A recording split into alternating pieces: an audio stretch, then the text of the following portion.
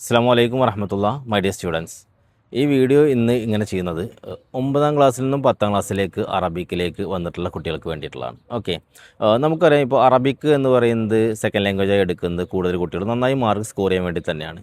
കാരണം കൂടുതൽ കുട്ടികൾ മദ്രസകളിലൊക്കെ അറബി പഠിച്ചിട്ടുണ്ട്. അറബിക്ക് താരതമ്യേന ഈസി സബ്ജക്റ്റാണ്. ഓക്കെ, എന്നാൽ അതിൽ മാക്സിമം മാർക്ക് കിട്ടുക എന്നത് തന്നെയാണ് നമ്മുടെ ലക്ഷ്യം. അപ്പോൾ 9ൽ നിങ്ങൾ പഠിച്ചിട്ടുള്ള അതേ പാറ്റേണിൽ തന്നെയാണ് ഏകദേശം 10ാം ക്ലാസ്സിലും വരുന്നത്. ഓക്കെ, അതിൽ ഗ്രാമർ മാത്രമാണ് കുറച്ച് ഡിഫറൻസ്. ഇപ്പോൾ 9ൽ നിങ്ങൾ പഠിച്ചിട്ടുള്ളത് ഫെയിൽ മാലി പാസീവ് വെർബ്, ഫെയിൽ മുലാരി പ്രസൻറ്റ് വെർബ്, ഫെയിൽ അംബ്ര ഇംപരേറ്റീവ് വെർബ്, ഫെയിൽ നെഹി പ്രൊഹിബിറ്റീവ് കമാൻഡ് എല്ലാമാണ് അല്ലേ.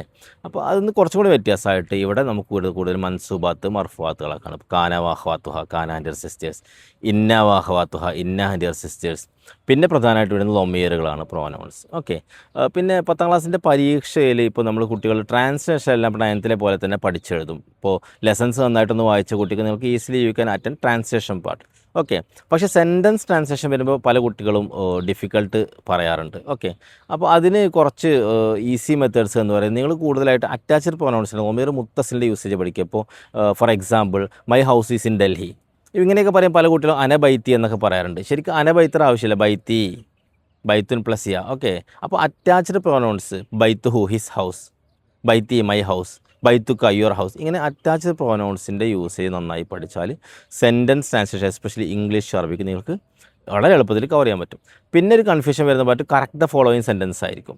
പക്ഷേ അതും ഈ പറഞ്ഞതുപോലെ തന്നെ നിങ്ങൾ നന്നായിട്ട് നിങ്ങൾ ഗ്രാമർ പഠിക്കുക, ഡെഫിനിഷൻസും എക്സാമ്പിൾസും പഠിച്ചു കഴിഞ്ഞാൽ കറക്റ്റ് ദ ഫോളോയിങ് സെൻറ്റൻസായി വരുന്നത് നിങ്ങൾ പഠിച്ച പ്രിസ്ക്രൈബ്ഡ് ഗ്രാമർ സിലബസ് തന്നെ ആയിരിക്കും.